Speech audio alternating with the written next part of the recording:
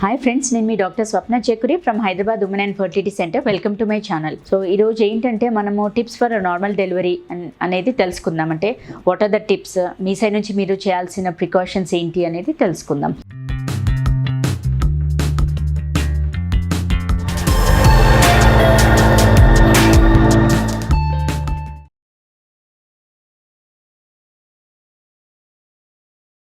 So first and foremost ఏంటంటే first of all stress free ఉండాలి. చాలామంది నార్మల్ డెలివరీ అన్నంలోనే ఎక్కువ స్ట్రెస్డ్ అవుట్ అవుతారు, టెన్షన్ ఫీల్ అవుతూ ఉంటారు. సో ఫస్ట్ ఆఫ్ ఆల్ మీరు స్ట్రెస్ ఫ్రీ ఉండాలి, యాంగ్షియస్నెస్ అనేది తగ్గించుకోండి. సెకండ్ థింగ్ ఏంటంటే పెల్విక్ ఎక్సర్సైజెస్. మనము పెల్విక్ ఫ్లోర్ ఎక్సర్సైజెస్ పైన ముందు డీటెయిల్ వీడియోస్ చేసాము. Basically pelvic floor muscles relax అవ్వడానికి బటర్ఫ్లై ఎక్సర్సైజెస్ అంటాము. And at least regular walk for at least half an hour to 45 minutes mandatory. And deep breathing exercises, yoga అట్లాంటిది కూడా follow అమ్మంటాం. అదేంటంటే right from day 1 of pregnancy till delivery వరకు plan చేసుకుంటారు. చాలామంది ఏంటంటే కొన్ని రోజులు చేస్తారు, మళ్ళీ గ్యాప్ తీసుకుంటారు, మళ్ళీ జస్ట్ బిఫోర్ డెలివరీ చేస్తారు. అప్పుడు కూడా మనకి యూజ్ ఉండదు. On a regular basis right from beginning of pregnancy till delivery వరకు మనం ప్రాక్టీస్ చేసినా అది మనకి యూజ్ ఉంటుంది. అండ్ మోస్ట్ ఇంపార్టెంట్ ఏంటంటే మనకు పోస్చర్, అంటే వెన్ యూఆర్ స్టాండింగ్, మనము నిలబడ్డప్పుడు కూర్చున్నప్పుడు ఏంటంటే స్ట్రైట్గా నిలబడడం అలవాటు చేసుకోవాలి. చాలామంది ప్రెగ్నెన్సీలో ఏంటంటే ముందుకు వంగిపోతూ ఉంటారు. అలా ఉన్నప్పుడు కూడా బేబీ హెడ్ అనేది కిందికి పెల్విక్ క్యావిటీలోకి జారదు.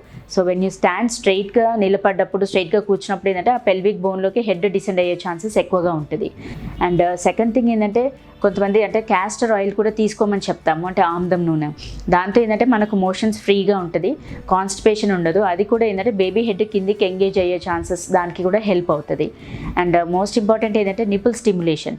అది నిపుల్ స్టిమ్యులేషన్ కూడా ఎప్పుడు పడితే అప్పుడు కాదు, అరౌండ్ 37-38 వీక్, అంటే వెన్ యూఆర్ టర్మ్ ప్రెగ్నెన్సీ వచ్చినప్పుడు ఏంటంటే నిపుల్ స్టిమ్యులేట్ చేసినప్పుడు కూడా ఆక్సిటోసిన్ రిలీజ్ అవుతుంది. సో దాని ద్వారా కూడా మనకు సర్విక్స్ అంటే గర్భసంచి ముఖద్వారం సాఫ్ట్నెస్ పెరగడం కానీ అది ఓపెన్ అప్ అయ్యే ఛాన్సెస్ కూడా ఉంటుంది. బట్ అందరూ కూడా అది చేయకూడదు. మీరు డాక్టర్ని కన్సల్ట్ అయ్యి ఏవైతే ఇండికేటెడ్ కేసెస్ అలాంటి వాళ్ళైతే నిపుల్ స్టిమ్యులేషన్ చేసుకోవచ్చు. అండ్ నెక్స్ట్ ఏంటంటే లైక్ స్ట్రిప్పింగ్ అంటాం. అంటే మనకు ఈవెన్ అప్ టు 40 weeks వరకు వెయిట్ చేసి అప్పటికి పెయిన్స్ రాలేదు అన్నప్పుడు ఏంటంటే మనము యాజ్ అ గైనకాలజిస్ట్ స్ట్రిప్పింగ్ చేస్తాం.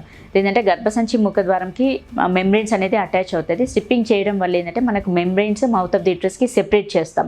సెపరేట్ అయినప్పుడు కూడా ప్రోస్టాగ్లాండిన్స్ రిలీజ్ అయ్యి కూడా అది సర్వైకల్ రైపనింగ్కి, అంటే గర్భసంచి ముఖద్వారం సాఫ్ట్ మెత్తపడడానికి, పల్చబడడానికి, అది రైపన్ అవ్వడానికి హెల్ప్ అవుతుంది.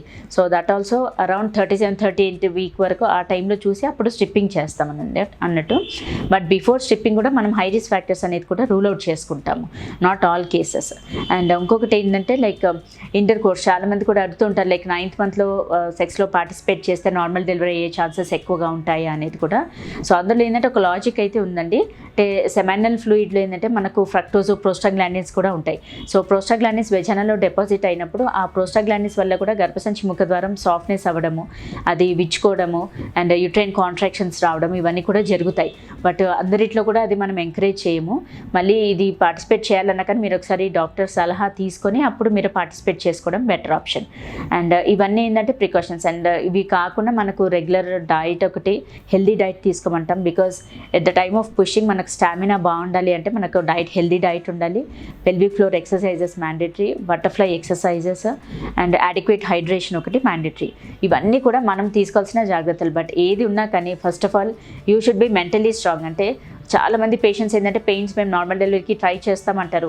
పెయిన్స్ ఒక స్టేజ్ వచ్చేసరికి మా వల్ల కాదు, ఇమీడియట్గా సిజేరియన్ చేసేయండి, నా వల్ల కాదు అని అంటే ఇంకా చేతులు ఎత్తేస్తారు. అలా కాకుండా మీరు మెంటలీ స్ట్రాంగ్ ఉండి మైండ్ సెట్ చేసుకొని అన్నీ మీ సైడ్ నుంచి మేము చెప్పినట్టుగా మీరు కూడా కోఆపరేట్ చేయాలి. అంటే ఫుల్ డైలటేషన్ అయినప్పుడు బేబీని పుష్ చేయండి అన్నప్పుడు మీరు పుష్ చేయగలగాలి.